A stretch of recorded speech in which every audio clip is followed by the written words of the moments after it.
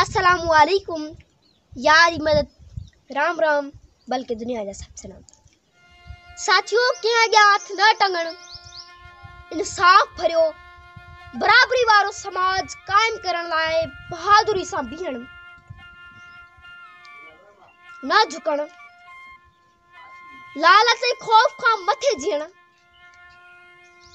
सियासी नज़रियाती इख़्तिलाफ़ के ज़ाती इख़्तिलाफ़नि जे वर न चढ़ण नंढड़े माण्हू जो कम आहे जो सियासी नज़रियाती इख़्तिलाफ़ के ज़ाती जड़े में तब्दील कर ऐं वोट पैसे ते न खपाइण न वठण वग़ैरह वग़ैरह। साथियों उहे कुछ उसूल आहिनि आदर्श आहिनि जन ते माण्हू भी ज़िंदगी गुज़ारे त उनखे आदर्श इंसान चइबो। इहे ई समाजनि जा बि आदर्श थियनि था। असांजे सिंधी समाज बाबति जीअं शेख हयात चयो आहे त ॿुभो पाणीअ ढुक में ॿोड़े जे खाईं ॿुभो पाणीअ ढुक में ॿोड़े जे खाईं पंहिंजे ऊचे ॻाठ खे मूर न झुकाईं त तुंहिंजी ओ साईं ॾात ॾहूणी थी पवे। रुखी मानी खाओ पर ॻाठ ऊचो रखो। सिंधी माण्हुनि सदाई लसी मानी बसर खाधा पर खुददारी एॾी जो कंहिं अॻियां हथ न टंगोसि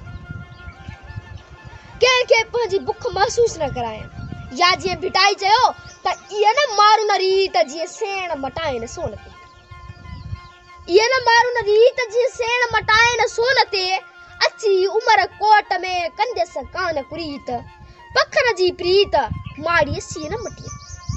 सिंधियुनि जो इमाम चवे थो त मारवी वांगे मारूड़ा सोन आहे बस पंहिंजा गुड़ नाहिनि तब्दील कंदा। सो साथियों बुज़ुर्गो अमड़ियूं हुकुमराननि माहवार 2-3000 ॾेई असां खां असांजी खुददारी ख़रीद करण जी प्लानिंग कई। हाणे असां वरी ॿुधूं था त वोट पिणु पैसनि एवज़ ख़रीद करण जी कोशिशूं थी रहियूं आहिनि।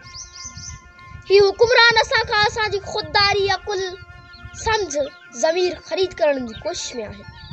यादि रखो वो तव्हांजे हिक ॾींहं जो मसइलो न आहे न ई अव्हांजे 5-6 सालनि जो उहो ईंदड़ सालनि लाइ पिणु सवाल आहे। उनजी क़ीमत 4-5 हज़ार न कोन्हे उनजी क़ीमत अव्हांजो ज़मीर सम्झ शऊर ऐं खुददारी आहे। वधीक तव्हां पाण ॾहायो।